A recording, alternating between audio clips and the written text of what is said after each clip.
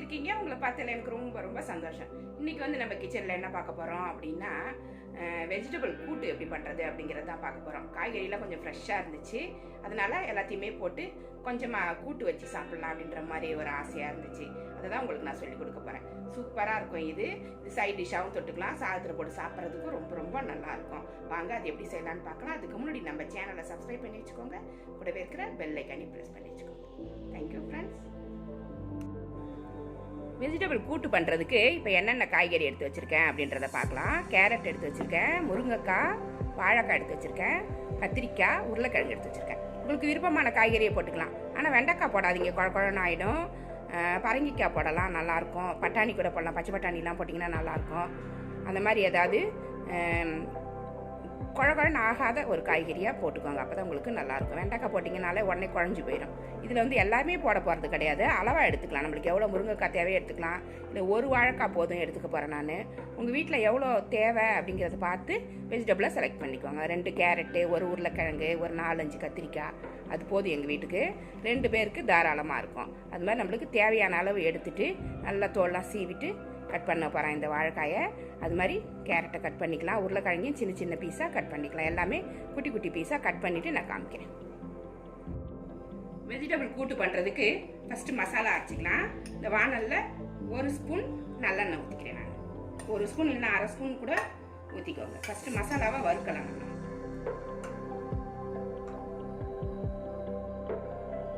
எண்ணெய் சூடானவொடனே ஒரு 5 ஸ்பூன் துவரம்பருப்பு எடுத்துருக்கேன், இதை போட்டுக்கலாம். ஃபஸ்ட்டு ஸ்லோ பண்ணிக்கோங்க ஸ்டவ்வை, இல்லைனாக்கா கரிஞ்சு போயிடும். இதை லேசாக வறுக்கலாம்.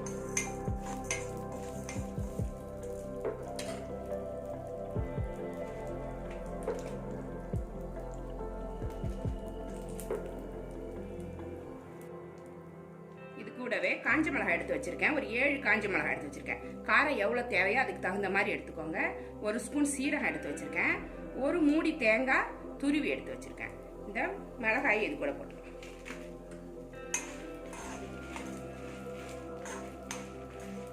போட்டு லேசா வறுத்துக்கலாம்.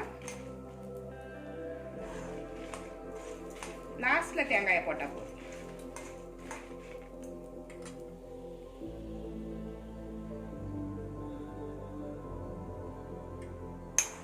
பருப்பு இந்த அளவுக்கு செவந்தா போதும். இப்போ நம்ம சீரகத்தை போட்டுருவோம். கம்மியா காய்கறிலாம் போட்டீங்கன்னா எல்லாமே பாதியா குறைச்சிக்கணும்.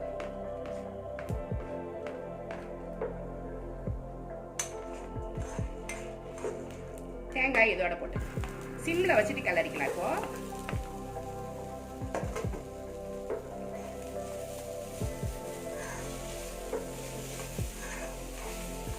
லேசா ஃப்ரை பண்ணிட்டு நல்லா ஆற வச்சு மிக்சியில் நல்லா அரைச்சி எடுத்துட்டு வந்துடலாம். ஃபஸ்ட்டு நுணுக்கிட்டு அப்புறம் கொஞ்சமாக தண்ணி ஊற்றி பேஸ்ட்டை அரைச்சி கொண்டு வந்து வச்சுக்கோங்க.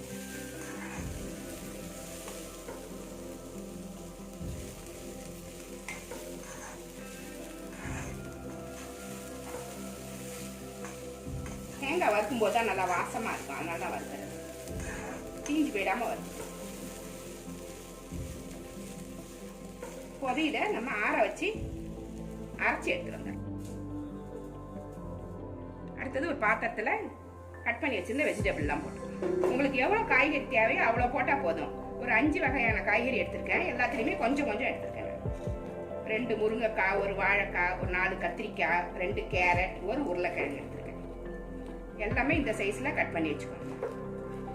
வெந்த உடனே கொஞ்சம் சைஸ் வந்து குறைஞ்சி போயிடும், சின்னதாக போயிடும்.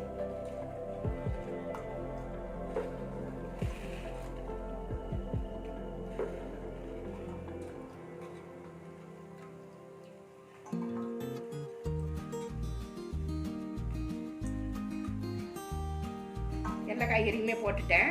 எவ்வளோ வேணுமோ போட்டுக்கோங்க. நான் இவ்வளோ போட்டிருக்கேன் அப்படின்னா உங்களுக்கு எவ்வளோ தேவையோ பார்த்து குறைச்சிக்கவோ கூட்டவோ செஞ்சுக்கலாம். இப்போ இதுக்கு தேவையான தண்ணி ஊற்றி வேக வச்சுக்கலாம். நல்லா மூழ்கிற அளவுக்கு தண்ணி ஊற்றிடுவோம்.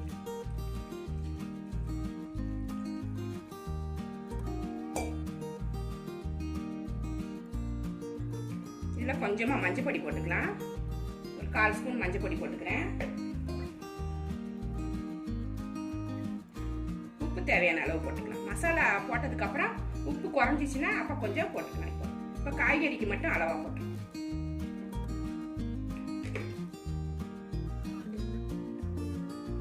நல்லா கிளறி விட்டுட்டு நல்லா வேக வச்சு எடுத்துக்கலாம். ரொம்ப வேகணும்னு இல்லை, 3/4 பாகம் வெந்த உடனேவே நம்ம அரைச்ச மசாலாவை இதில் போட்டு விட்டுறோம்.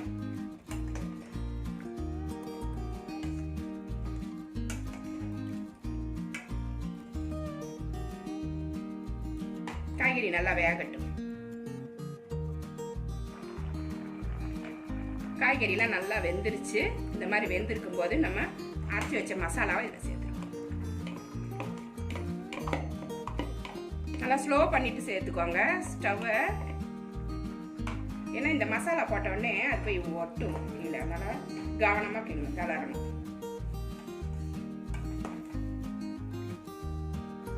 ஏற்கனவே வறுத்து தான் நம்ம இந்த மசாலா அரைச்சிருக்கோம், அதனால ரொம்ப நேரம் கொதிக்கணுன்ற அவசியம் கிடையாது. கொஞ்சம் திக்கானே நம்ம இறக்கிக்கலாம்.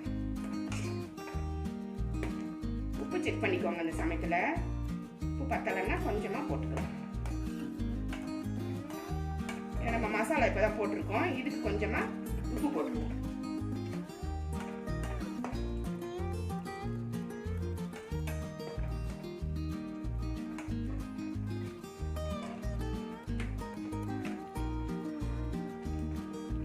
கொஞ்சமாக உப்பு போட்டுக்கலாம். செக் பண்ணிட்டு போட்டுக்கோங்க, உப்பு போதுமா அப்படின்ட்டு பார்த்துட்டு அப்புறமா கூட போட்டுக்கலாம். எனக்கு கொஞ்சம் உப்பு குறையுது, அதனால நான் இப்போ கொஞ்சமாக போட்டுட்டேன்.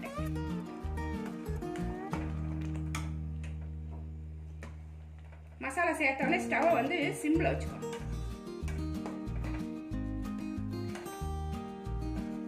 கிளறிக்கிட்டே இருங்க.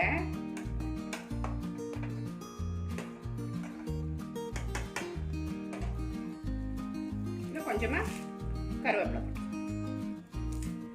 தாளிக்கணும்னா தாளிச்சுக்கோங்க. இது செட்டிநாடு வெஜிடபிள் கூட்டு அப்படின்றதால இதுக்கு தாளிப்பு கிடையாது.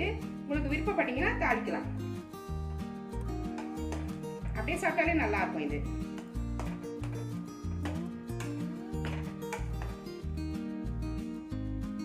ஒரு நிமிஷம் அப்படியே ஸ்லோலே இருக்கட்டும். வெஜிடபிள் கூட்டு சூப்பரா ரெடி ஆயிடுச்சு. லாஸ்ட்ல நம்ம கொத்தமல்லி கட் பண்ணி வச்சிருக்கேன், கொத்தமல்லி தழை போட்டுக்கலாம். புதினா வேண்டாம், மல்லி மட்டும் போடுங்க, அது நல்லா இருக்கும். போட்டுட்டு ஸ்டவ் ஆஃப் பண்ணிடுங்க. ஆஃப் பண்ணிட்டு நல்ல ஒரு செக்கில் ஆட்டின தேங்காய் எண்ணெய், சுத்தமான தேங்காய் எண்ணெய், இதில் ஒரு 4 ஸ்பூன் அளவுக்கு மேலே நான் ஊற்றுறேன். உங்களுக்கு தேங்காய் எண்ணெய் விருப்பம் இல்லை அப்படின்னா நெய் போட்டுக்கோங்க, சூப்பராக இருக்கும்.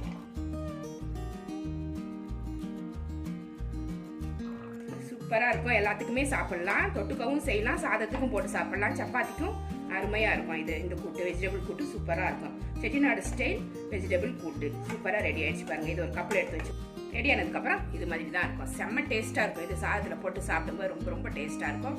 சாதத்தில் போட்டுட்டு கொஞ்சம் நெய் போட்டு சாப்பிடுங்க, நல்லாயிருக்கும். இந்த ரெசிபி உங்களுக்கு பிடிச்சிருந்தா நம்ம சேனலை சப்ஸ்கிரைப் பண்ணி வச்சுக்கோங்க. கூடவே இருக்கிற பெல் ஐக்கானையும் ப்ரெஸ் பண்ணி வச்சுக்கோங்க. லைக் பண்ணுங்கள், ஷேர் பண்ணுங்கள், கமெண்ட் பண்ணுங்கள். இவ்வளோ நேரம் என்னோட வீடியோவை பார்த்தா எல்லாருக்குமே நன்றி. Thank you friends.